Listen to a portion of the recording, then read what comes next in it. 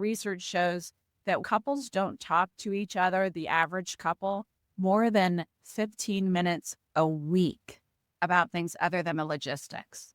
Most of our Wow. conversations are about repairing the roof or getting the kids to soccer practice or what's happening with our trip we're taking or our business or whatever else.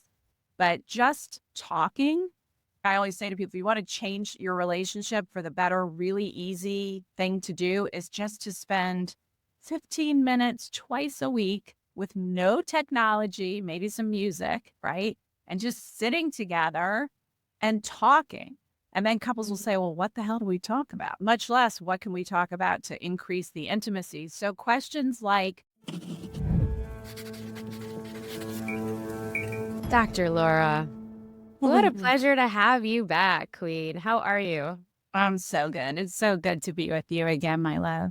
Oh my goodness. Okay, let's get into it because I feel like we have so much. What do couples get wrong about their relationships? And how do we fix it before it's too late? Because that's the number one question I feel like all of my listeners have. Yeah. Well, I mean, we could go on. There's so many different angles to go at, quote unquote, what we get wrong, right? Like we could get into the ways in which we let our old wounds kind of dictate how we behave in love and how we behave in conflict and how we handle our triggers and all of those things. To me, that's like the big meta part of what plays such a huge role in a relationship's success or not is how much accountability each of you can take. But then there's just the natural. So here's the thing, monogamy, which I am a huge proponent of. I'm also totally comfortable and happy, whatever lifestyle anyone chooses. But for me personally, I've been in a monogamous relationship with my husband for 25 years. Mm. But it doesn't come naturally. And in fact, it isn't natural to us. And I can explain why if you want me to. But Yes, I would love to know that because I feel like you've also worked with thousands of couples.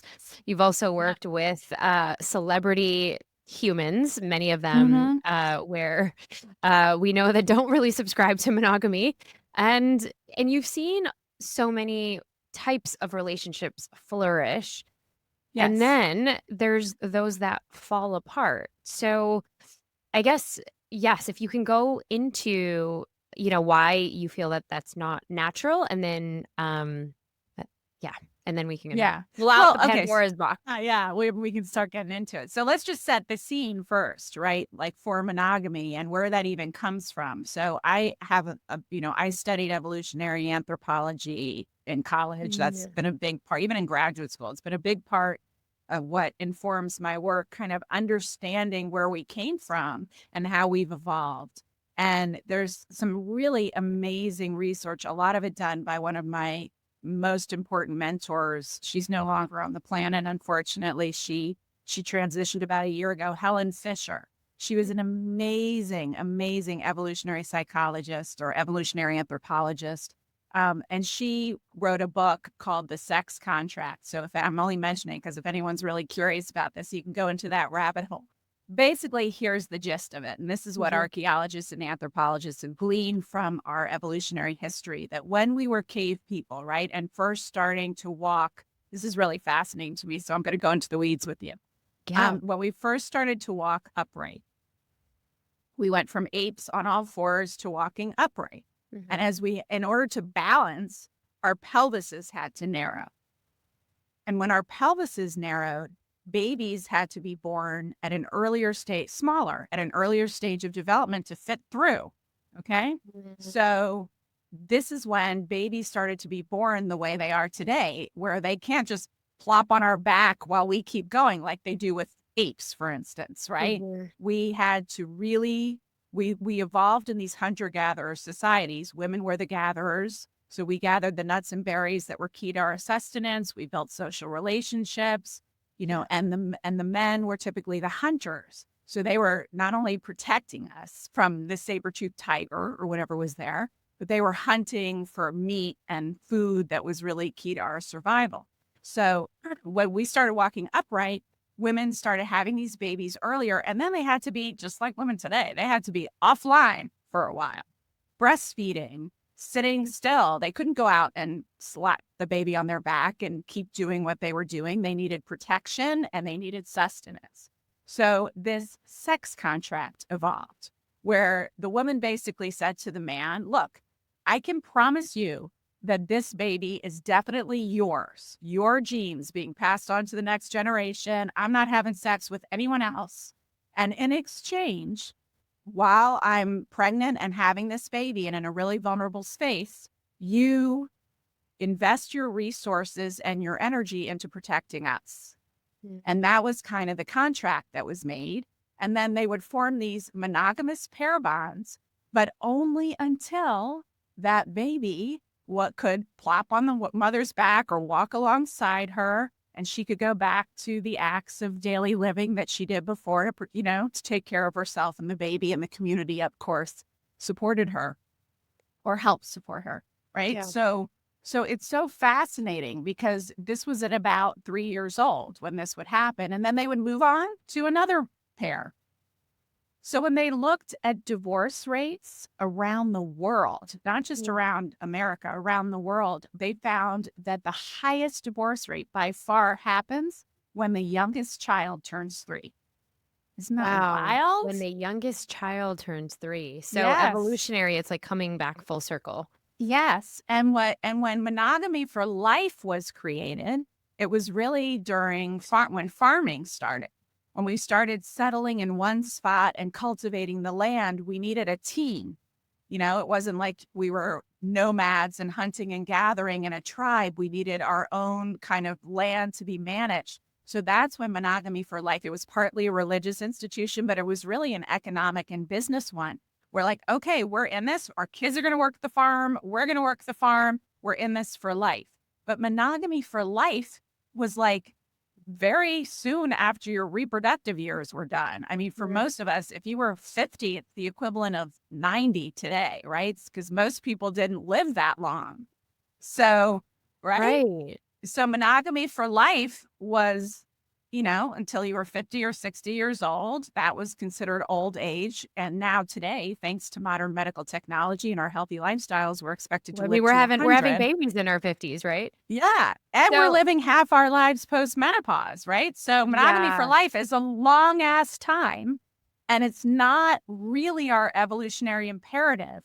So to be monogamous for life is not natural. But there are, it's amazingly fulfilling and it absolutely can be achieved. But I think it's important for people to understand that.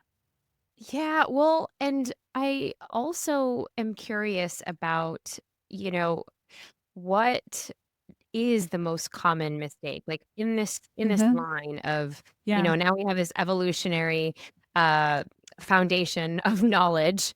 Yeah. What is the most common mistake couples make that actually kill Yeah. their relationship that you've seen, thousands of couples coming through your doors? Well, I think one of the biggest ones is mistaking, thinking that and this is thanks to Hollywood and media and everything else, thinking that the way they're supposed to feel forever in a relationship is the way they feel in the beginning of the relationship. So for the first 3 months to 3 years, depending how quickly you commit and how much time you spend together, couples are in what's called the infatuation stage of the relationship. And the neurochemicals like of dopamine are firing like crazy. Your brain, when they look at brain scans of people in the infatuation stage and they think about their beloved, they look like the addiction centers of the brain basically are lit up. So it's almost like this intensity of addictive sexual energy, passion between the two of you. And then because society wouldn't function if we all were in the infatuation stage nonstop, you know what I mean? So it just evolved where we move into the attachment phase, Yeah. which is a softer, sweeter kind of love. But the mistake I see couples making is thinking that they're supposed to feel that novelty in the same way once they move into the attachment phase. And that's when I see what I call infatuation junkies, those people that are moving from relationship to relationship to relationship. As soon as that initial burst starts to soften, they Or think, situationship. yes, they think that, they're falling out of love when they Mhm. really are shifting into something new. So the number one question I get asked no matter, and I've been doing this for 30 years and it has never changed. The number one question I get asked wherever I go is, how do you spice it up? It's almost always those words. How do you keep it spicy, or how do you spice it up in a long-term relationship? Mm. And so I would be saying to them, I at first, and I've written lots of books on this, here are tips, tools, toys, techniques, role plays, things you can do to create some novelty, to create some excitement. And I could give them 365 of those. And in a year or maybe a year and a half, they would be back to me asking for more because they had run through those and the novelty had worn off of those. Right. Mm. And Wow. so it became this insatiable need for more, more, more. Okay, now I'm used to that. Stimulate my dopamine center some more. Stimulate my dopamine center some more. And in today's world, we're all dopamine junkies with social media, which is stimulate. We're just in this weird cycle. So I started to get really curious, like, all right, you say you want to spice it up, but like Mhm. for me, it always goes back to when you want something, what you're really wanting, whatever that thing is, the new car, the trip, the new house, the new relationship, you want a feeling or a series Mhm. of feelings. That's what we're all looking for, to Mhm. feel a Mhm. certain way, right?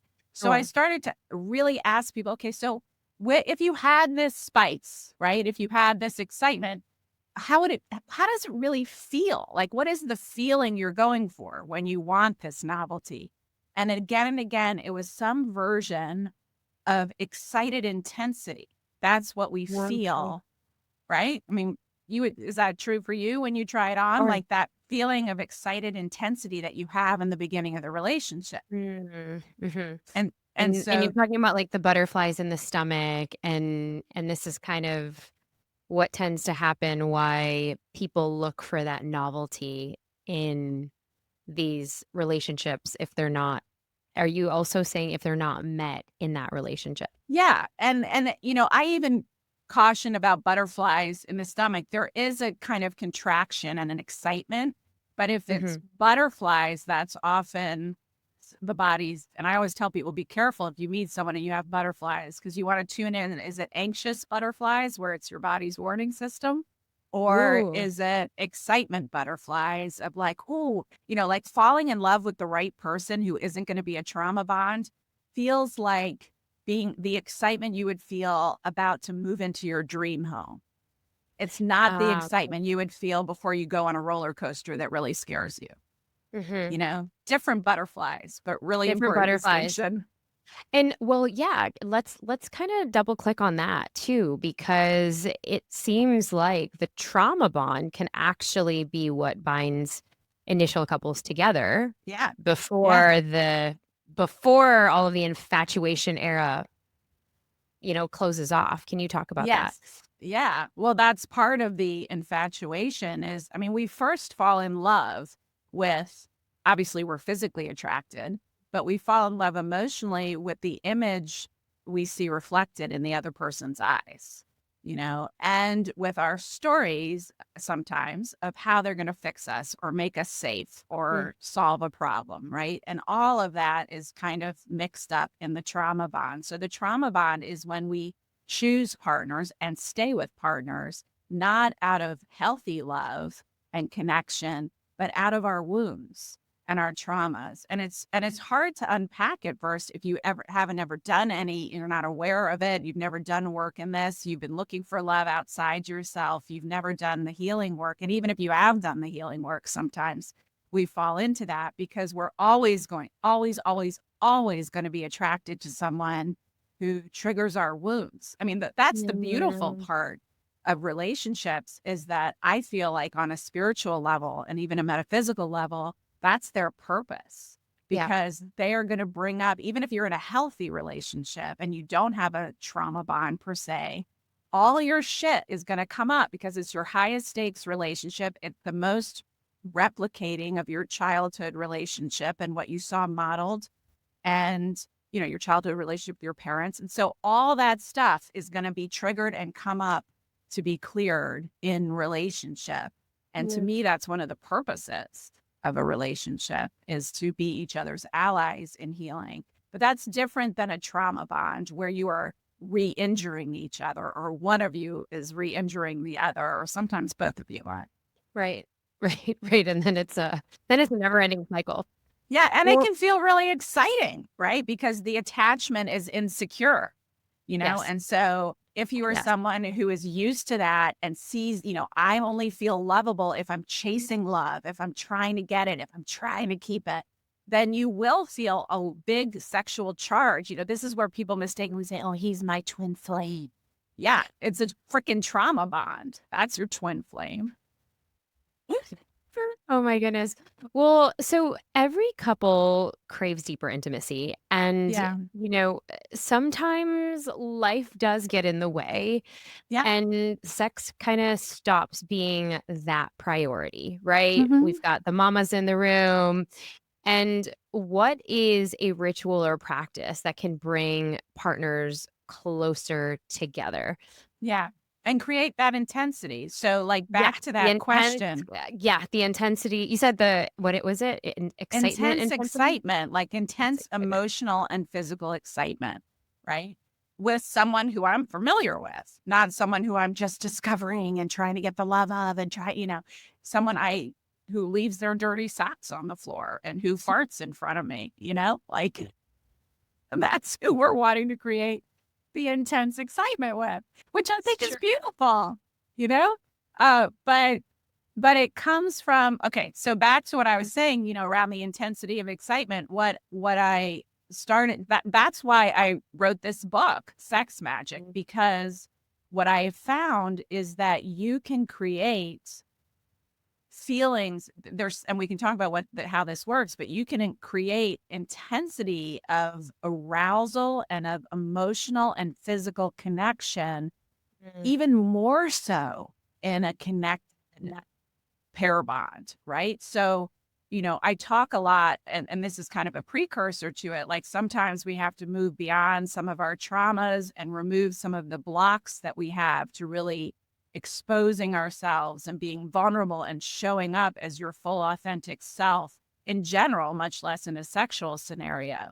right. But so much of what I'm teaching in this new book is designed for couples like you're describing.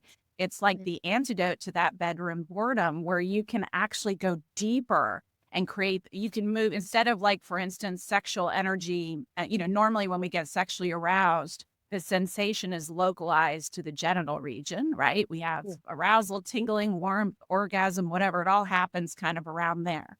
But you can begin to learn to pull that up through your whole body and even out the top of your head. Just circle it between the two of you to Oh, create these acts of deep emotional and physical intimacy, arousal, and excitement like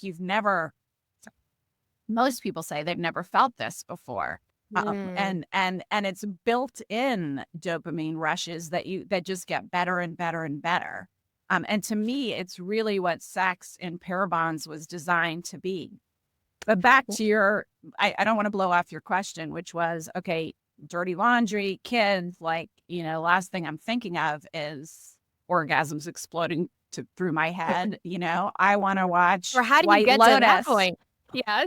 I want to watch White Lotus and go to sleep, you know, which is real and true. And I think that is really about how do we, so there often it's just that we are taxed out and too busy, and we have to really reconfigure how we look, the framework that we put around our sex life. Because in the beginning of your relationship, and certainly before you have kids, sex Mhm. can happen spontaneously. And then we Yeah. mistakenly think, oh, sex is supposed to happen spontaneously, and it's somehow less than if it doesn't. God forbid we schedule sex, which I am a huge advocate for. As if you are waiting for sex to happen spontaneously once you have kids, you are going to wait forever. It Forever, ain't yeah. going to Never gonna happen. happen. No. So you have Right. to make the sex dates. You have to really keep those and honor that connection. You have to feed and nurture your emotional connection because that's a huge part of it for women. But it's also about filling up your own reservoirs, right? So like before we even got on, and I know you're someone who takes care of yourself emotionally and physically, but even just like what you've been through today, right? Before we got on this interview, you were running late because you're managing the kids, and even if you have help, they want you, and you're running a business, and you have a husband, and you're in a new place that you're getting adjusted to and needing to meet people, and life is really fast. And it's really, really easy, Yeah. especially for women, because we have to, especially when we have kids, we are externally focused, to Mm. just lose more and more and more energy. And one of the things that I'm really passionate about teaching women, really all people, is that you are never supposed to give energy from yourself. You are Mm. supposed to give energy through yourself. And most of Cool. us aren't conscious of that. We are just deplete, take my blood, take my, energetically, we're just like, take it. Here it is, kids. I'm just going, taking care of my in-laws, taking care of my kids, taking care of my employees, blah, blah, blah, blah. Getting all this stuff done, never stopping. And then we get more and more depleted. Life requires energy, but sex, Yeah. if your energy is depleted and you aren't being really conscious of pulling energy through you, and like even visualizing that as you're interacting with the world around you, coming Mhm. from your higher self, coming from spirit, whatever you believe in, like that's a really important part. And replenishing your energy stores. Like it's like a reservoir, and we're tapping it out, tapping it out, tapping out until it's empty. And then we expect to want to have sex. We don't want to do anything, Yeah, that'll be the right? last thing on your list. Well, and so in this sacred energy exchange, this is what you're talking about because it Yes. reminds me of, you know, being in a Kundalini yoga session and I'm drawing up kind of the Hmm. energy from my, my root chakra. Is this kind of what we're supposed to be doing to fill our cups up as women, busy mothers, ambitious queens, all of the things? Is that what we're thinking of talking about? That is part of it. And that is a lot that, a lot of the practices that I teach, the book is full of like practical, half of it at least is like, here's an act, showing you specifically things to do and try, which are really amazing, pleasurable, exciting, bonding, connecting, all of those things. And so yes, there's a lot in there that's based in some Kundalini, and tantric techniques of moving the energy up. And we can do that. So to replenish your energy stores, which is what I think you're talking about, there's the Mhm. energetic element of that, Mhm. which is what you're referring to. There's the social, and there's the emotional, right? So the energetic is definitely, meditation is huge for resetting the brain and the nervous system. Mhm. Pulling the energy up, which if you do that during sex, it's really enervating, but obviously you want to have You sex, need right? the If you're, energy. Yeah. You need to yeah. get there. So even if you go and sit, and this is something that I do all the time, I'll go and sit in a little patch of grass or in my backyard or on the, somewhere in nature on the earth. You can Mhm. sit your butt there and pull the energy up from the earth, like taking really deep breaths and pulling it up and letting it fill. So as you breathe in, let it come in maybe first to your root, and then it comes up a little higher. And as you breathe out, let it intensify. And even as you can even start breathing out what you want to release, but grounding on the earth and pulling earth's energy up is extremely replenishing. Um, we need that rest, like even just meditation, like I said, or getting an extra half hour. And then one of the things that I have found from really early on, I mean, my youngest is now almost 20, but from the time they Mhm. were little, I quickly realized that, and I have found this to be true with women across the board, we need time with other women Yeah. that is not about our children. That's really important, because most of the time we end up spending with other women or in like our little play dates, and we're going to go do something with our kids together. But we need time by ourselves, away from the roles of wife and mother, Mm. and even work maven, like just usually with other women, doing something playful or fun. you feel so energized after that. So I would pencil or pen into my schedule at least 30 minutes to an hour a week And from when I a had young kids. and from kind of like a science perspective, aren't we also cultivating like the oxytocin and all of Hmm. the good juju dose of hormones, the natural dopamine, the natural Yeah. serotonin, endorphins that gets our body, our engines revved up for the bedroom, right? Yes. Yes. And if you are, that is all true. And if you are feeling depleted and disconnected from yourself as the feminine, not the Mhm. mother feminine, not the wife or the CEO, but like just this divine feminine, playful, joyful, um, enervated being that we really are at our core that gets Mhm. buried under all the stuff, all the to-dos and the roles, right? When you can connect with that and stay connected to that, that Yeah. is a huge source of your general fuel, but especially your sexual fuel. Okay, I mean, there's so much. So sex magic, which is quantum love, pleasure, and owning your desires. This book is going to be magical. And it also builds your work. And, you know, the last time I had you on the show, we were talking about quantum love. Mhm. And so, you know, this beautiful idea in your book of asking deep, curious questions to open up your partner's heart. Could we get a few of these questions that invite more of this vulnerability that kind of builds this intense excitement before we kind of, you know, rush in to create that sacred energy exchange? Yeah, I give so many questions. There's a lot of those in the book too, like these areas of inquiry, even if you've been together with someone for 20 years. Yeah. It turns out the research shows that we don't talk, couples don't talk to each other, the average couple, more than 15 minutes a week about Wow. things, about things other than the logistics. Most of our Wow. conversations are about repairing the roof or getting the kids to soccer practice or what's happening with our trip we're taking or our business or whatever else.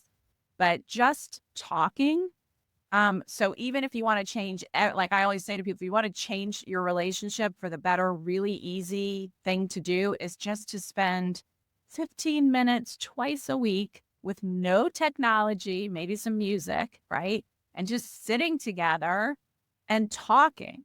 And then couples will Mhm. say, well, what the hell do we talk about? Right. Much less, what can we talk about to increase the intimacy? So questions like, you know, what's a dream vacation that you still have? Or when you think about yourself 10 years from now, or our family 10 years from now, what's a dream you have about where we're going to be? Or you can go even deeper and say, and ask, like, what's one thing that you've, always been afraid to tell me about yourself? Mhm. Mhm. Or what's one way, or maybe more than one way, that I can really make you feel loved? Tell it to me in the positive, right? Like, not don't be an asshole, but or like, if you really um spent some time with me where you looked me in the eye and like really listened to me. One of the most powerful things I started doing with my husband, and it happened by accident. This was probably like 20 years ago. I don't even know. It was a long time ago. But I decided to try pulling coconut oil. Oh, Have you ever yes. done that? Of course, yes. So it's like, I don't know. I don't remember how many minutes because I haven't done it in a long time, but it's a long time. It's like 10 minutes or 20 minutes where you're just sitting there swishing coconut oil in your mouth. Okay. And it's good for your, supposedly good for your teeth and your immune system. So I decided to try that. And I was sitting out on the back porch with my husband and I told him I was about to do it. And then I couldn't say a word Oh my gosh. for 10 minutes. And he had a field day. He just talked and talked and talked to me, and I couldn't say anything, interrupt, or insert my own opinion into anything he was saying. And at the end, he looked at me, he's like, oh my God, I loved that. That was amazing. And so we started this thing where for just like 5 minutes, each of Mhm. us would just talk. whatever came up, whatever stream of consciousness, whatever we wanted to share. And the other one just sat there and said nothing the entire time. And Mm. that you will be shocked at how much intimacy and connection when you are fully witnessed, someone is fully present with you, and there is no back and forth. They are just fully receiving and hearing what you're saying, not just one thought, but a whole series. And then once you get past the first minute, they're thinking, okay, what else am I talking about? And then the real juicy stuff starts coming up. And Mhm. sometimes they'll confess amazing things that they haven't necessarily told you. They'll talk about fears they have, their defenses go down because they're being witnessed in a gentle, receptive way where there's no expectation of Mhm. back and forth. And that is really, I have found super powerful. Well, and what I'm getting at is that there's so much presence in it versus, the Mm-hmm. container is set for just being present with the two of you. And I wonder in this new book, Sex Magic, because you've written so many books, you've Yeah. had countless years of experience. I mean, you are the number one relationship and sex therapist that people go to. Now, how does this book, Sex Magic, differ from Quantum Love? And what can we get out of this, even if, I mean, is this for couples? Is this also for newly divorced, newly single folks that Yeah. are finding love again? What can we expect from this one? Yeah, I designed it to be for singles and couples for sure. And most of the exercises that I teach, you really want to do on your own first because you're learning to kind of the practice and the somatics of moving the energy through, which is kind of hard to do while you're thinking about the other partner and what's going on with them.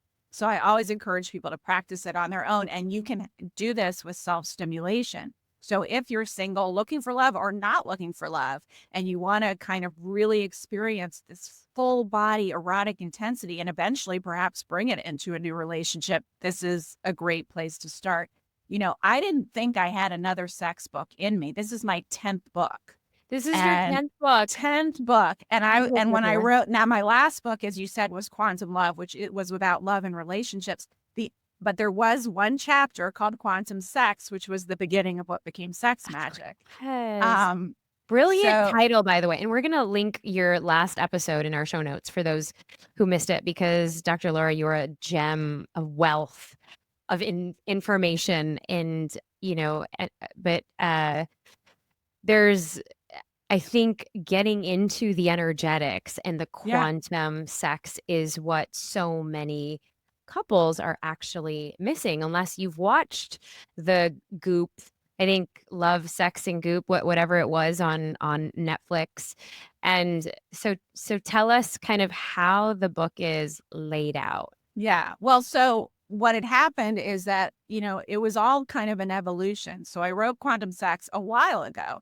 And then I wasn't sure what I wanted to write next. I wasn't even sure I wanted to write something next. And I was kind of clear that I have now written 8 books about sex where you learn how to deal with hormones and how to deal with low desire and how to solve your relationship woes and how to Mhm. have better orgasms and how to give a good blowjob and all of those practicalities of sex I had covered in those books. And I was like, okay, so I don't know. But where at this point in my life, what I'm really interested in doing, and Sex Magic really was the expression of that, is taking things to the next level. Like I'm interested in going deeper. I'm interested in helping you really reveal yourself sexually and erotically and emotionally for Mhm. like maximum intimacy because that's our opportunity in love. And we can do this if we're single too, because most of us don't even really know ourselves that intimately. No. We maybe like do a little self stimulation to go to sleep, or we watch a little erotic stuff, or we think about a fantasy, but we're not really fully embodied and in the energy and moving the energy, much less, which I also teach in Sex Magic, recognizing that sexual arousal and orgasm is literally the highest frequency our bodies are capable of holding. So Mhm. if you think about the law of attraction, and this is what I teach in Quantum Love, if you think about the law of attraction, or manifestation, right? The key to it, the science underneath why it works, is that you are matching an intention with the energy, the frequency of your body. Your body is your antenna that propels that intention into the quantum field where all potentials exist. And and if you think of, our body is constantly holding an energetic frequency that's shifting and changing based on our conscious thoughts and feelings. That's really what sets our energetic frequency, right? Yeah. And so what I teach in quantum love, and it's in service to love, but it could be in anything you wanted to manifest, is to move your body into the energy of how it would feel to have that which you're wanting to manifest. So if it's Mm. that new job, how would it feel inside my body? Let me move myself into that state, which sets my propel the antenna to that frequency, and speak that intention or hold that intention or hold that energetic frequency, and then I'm becoming a magnet for those experiences in my life of Mm. the feelings I most want to feel, right? And the way our energetic frequency works, it's like an old-fashioned radio dial. There's the station you are on, so Yeah. how high or low your frequency is, and then there's the volume, the intensity, right? So the highest, this is not only from quantum love and all the research that I put into it, but from David Hawkins and the map of consciousness, like all kinds of metaphysical leaders. The highest frequency, the lowest frequency our body can hold is shame. Yeah. And the highest frequency our body can hold is bliss. Now, Cool. unless you're sitting on a mountaintop somewhere, like a monk, you probably aren't living, having a ton of bliss in your day to day life. But when you are in sexual arousal and orgasm, that is as close to bliss as you're going to get. So, one of the things I teach is how to set up your intention before you even begin sexual exchanges with yourself or anyone else, and even how to make a kind of visual representation of what you want to manifest to kind of anchor in your mind to hold during arousal and orgasm. And you can do that by yourself, or even if you're with a partner, you can do it by yourself. But if the two of you do it together, holding the same intention and the same vision during arousal and orgasm, you're super powerful charging it. Wow. And I feel like, this is also a really good setup for couples who are trying to conceive, right? Yes. Yes. I Mhm. taught that recently. I did a book club with a group that wanted to talk about quantum love, but I was telling them about quantum sex, and I taught them the secret of the pink sparkly vagina, is what I call it. And a woman reached out to me 3 months later who was in that session and told me that she had been struggling with fertility for years, Mm. and using the secret of the pink sparkly vagina, she actually got pregnant. And now that baby is in the world. It's really Oh, cool. wow. Yeah. Amazing. Well, and I want to, speak to that a little bit because I know that some of our audience either are like, that is their wish. And, Yeah. it sounds like the quantum lovemaking and the quantum sex, and even in sex magic, if two people have the intention and Yes. they're going in at it with such reverence for each other, connecting to, that highest intention of their frequency. So the emotionality of where they want to be, awe, appreciation, gratitude, bliss. Yes. Yes. And if that intention is, conceiving a baby or life creation. Yes. Yes. And it just sounds so it really sounds like such a spiritual experience for It those is. It is. It is who. a profoundly spiritual experience. Yeah. Yeah, and so tell us how, I think the question comes up, well, what if I'm already on that journey, but I can't get my partner on that Yeah. journey? Or, there's usually one that's like Yeah. dragging the other along for the ride. How do we get two people to say yes to the magic? Well, first of all, you don't have to both be doing it. And that's the really cool thing. That was one of my favorite things, honestly, as a clinician about quantum love, is that my whole career had been built, in order to help a couple, I really needed both of you. I could do a Mm. little bit of therapy if only one of you was willing to come in. But at some point, it was like, okay, I can give you some things to take home. I can try, but if they don't engage, we're kind of stuck here. The reason I ended up writing Quantum Love is because when I discovered it and started practicing it and then started teaching my clients about it, I started realizing that you can change your whole relationship, just one of you. If Mhm. you change your energetic frequency, your partner will automatically meet you there. It's the way our physics or our atomic physics are designed, especially in close relationships. It's the same thing with our kids. I actually discovered it accidentally through trying to help my kids, and I explain that in the book. So my husband, for instance, my nickname for him, and I'm a very metaphysical person, as you know, my nickname for my husband is Senior Root Chakra because he is not metaphysical at all, at all. He just Oh, pats me on the head and says, go on with your bad self. He does not subscribe. And he has been my constant guinea pig. mhm. So the way that I actually even came up with many of the techniques that I teach in sex magic, the sexual techniques, is that I would practice some of these things on while I was having sex with him and not tell him what I was going to do or So what I maybe was doing. And then I would have my, experience, but I was also watching how he responded. And I was like, whoa, he felt that. Like, oh, I can, you can tell, right? Like he yeah. would be, it would be a very different experience for him when I was like sending sexual energy into his penis and pulling it, letting it come out of his heart into my heart or moving it into him or, play like with love and reverence and intention. Obviously, you use this for good, not evil. Right. Um, Right.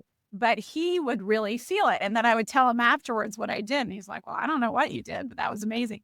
So you can manifest without your partner joining you in the manifestation.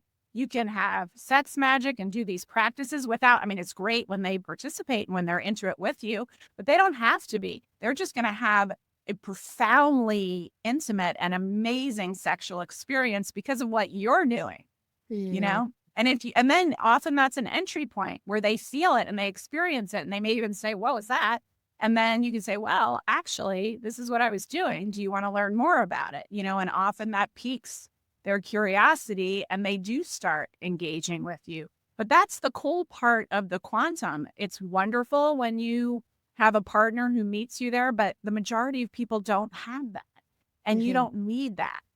And what will happen time and time again, and now Quantum Love has been out, I don't know, 5, 6 years at this point. So I've gotten so much feedback from people is that almost always one of two things happen. The majority of the time, your partner matches you where you are and they Mhm. rise to your frequency as you're holding it and they start matching your energy. And that was the miracle of Quantum Love, is that it's like a Jedi mind trick for your relationship. Yeah. Or you are healing and evolving in such a profound way that you eventually get to a place where the fear of the change that's required in your relationship, in your life, is much less than your desire to change it. You know what I mean? Mhm. Or the benefits to changing it. So it's like an easy decision that, maybe creates some upheaval logistically, but it's not like this, oh my God, I don't know. But, it's just really clear. But the majority of the time, I find that partners match you where you are. And it's the same thing sexually. They will match you where you are. And you can do these techniques with them. You can tell them what you're doing, or you can do it without them even knowing and watch the magic that happens. Well, and that's the question, right? So for a lot of couples who have been in these relationships for a really long Mm-hmm. time and Mm-hmm. they're like, "All right, I'm going to have the cure for the bedroom boredom with this book, Sex Magic." So, what is the hope that couples can take away and even singles can take away with this book? That sex is going to feel more emotionally and physically fulfilling than ever before. That it that you can, if you want to, and you don't have to, because I have plenty of people who love sex magic and what I've been teaching them who are not at all into the metaphysical. But if you're on a spiritual journey, this will open up channels. You will get downloads. You will tap in. It makes sex once you get to a certain level, it makes sex spiritual. I don't mean religious, but it's like almost Mhm. like touching the universe.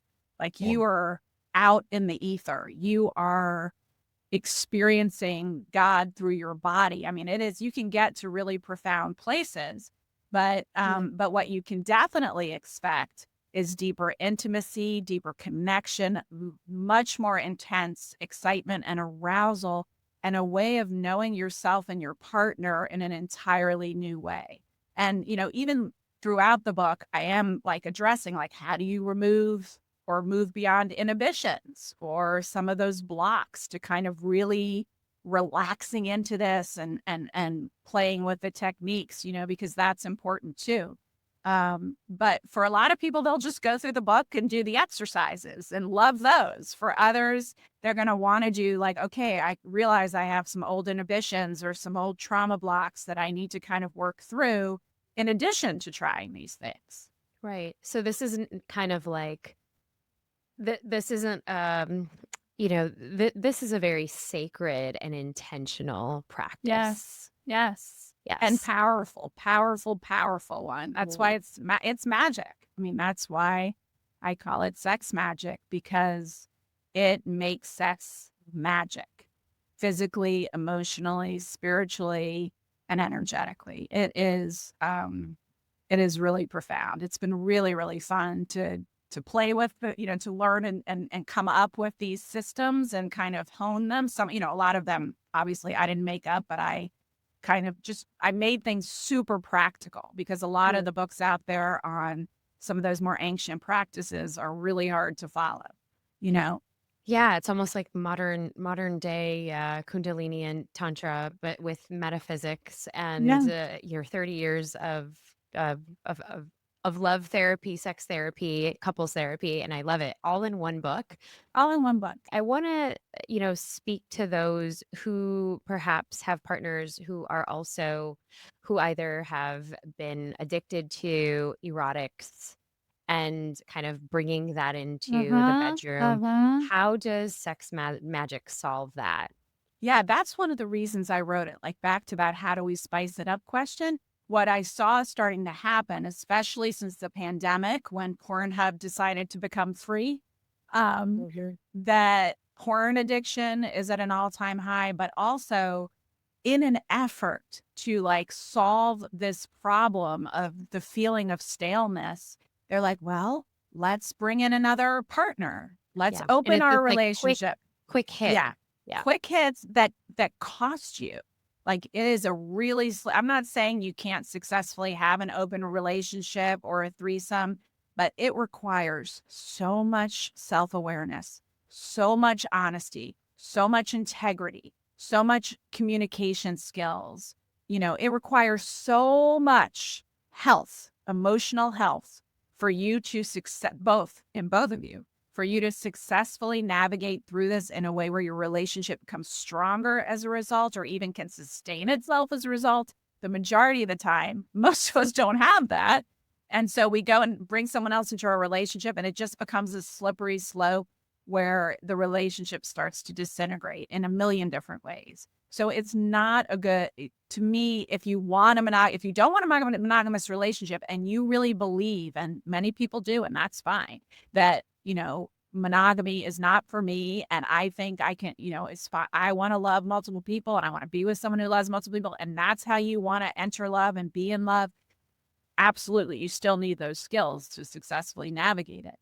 But if you are in a monogamous relationship and you want to stay in a monogamous relationship, that is not the way to go to open your Mhm. relationship or to bring in a third partner. And if you try sex magic, I think you will find that it actually takes you to those heights and gives you what you've been seeking without having to look outside the relationship or even outside yourself, which is what Right. really we're doing to With find solving. that excitement. Right. It's brilliant. I'm sensing this as a spiritual journey and really tapping in and going deeper. And I love that you were able to bring this together. Where can we get the book before we get into our spill the chai round? And I know you have so many goodies for our audience, so tell us everything. Oh, there's so many things. Okay, so Sex Magic is available now. You can get it anywhere books are sold. It what With the launch of the book, I am offering all kinds of my quantum sex course, my digital course, a live event, a raffle of a one-on-one session with me, all kinds of cool stuff. You just have to kind of put in the receipt number and then you get everything. And If you go to drlauraberman.com/sex magic, you can find everything, all the meditations that are in the book. I write up many of the meditations, but then I do a lot of them are guided as well. So you can hear me guiding, if you want to use those, there's all kinds of resources on there. Yeah, tons of Cute. goodies. I love it. Okay, so drlauraberman.com/sex magic. Yeah, or is And it you'll be able to backslash? get, Whatever the slash or is. yeah, backslash. I will put it Sex also in the magic. show notes. Yeah. You can have access to it all because we definitely don't want to miss the bonuses. All right, let's get into the spill the chai round, our little rapid fire round. True or false? Good sex should always be spontaneous. False. What's one forbidden topic that should be normalized in relationships? um, Hidden fantasies, talking about them. If you could make one change to how society talks about sex, what would it be? Talk about it. Just fucking talk about it. Instead of just like talking around it or talking about the more titillating, stuff, like really talking about your needs and desires. I mean, not with everyone, but with a partner, with Yeah, those the close to needs you. and desires. That's a big one. What's the most underrated thing that makes someone truly attractive? Confidence. Having a work wife or a work husband? Yes or no? Simple answer is no, but it's not an unequivocal no, but I don't use that term and don't let that, once you start confiding and engaging more with the work partner or than you do at home, or telling them things or saying things that you wouldn't say in front of your partner, you're entering dangerous territory. Mm. The emotional intimacy. Yeah. Yeah. Finish the sentence. If every woman knew this about her body, the world would change. That it's an energetic powerhouse. And she, like I was saying earlier, if you can start recognizing how energetically intensely powerful you are to entrain everyone and everything around you to you, and you learn to give energy from source, from the endless flow that's flowing into you, rather than what you already have in your body, your whole life will change for the better. What's one word that describes this season for you? Sex magic. That's what I'm into these days. And lastly, what are you braving at this moment? Um, I'm braving faith, confidence. Book launches, this too. Launches are stressful these days to rise above the noise. And it's easy to get really fixed, managing, controlly about it and anxious about it and hustling real hard. And for me, what I'm really interested in is just letting spirit lead this and letting it come to those who really want it and are ready for it, and being an ease and flow around it all. Mm. Amazing. Amazing. Dr. Laura Berman, everyone needs to, it is out now. You can go and grab it, get it for your girlfriends, your partners, the PTA club. Everyone needs to have it. Next, your next kind of like a book club party. Definitely, this is going to be the talk of the town. Thank you so much for pouring into our community. You are such just so much knowledge, and 10 books in. Congratulations. I know that our audience is going Thank to you. get so much from this conversation. Thank you, love. It was wonderful being with you.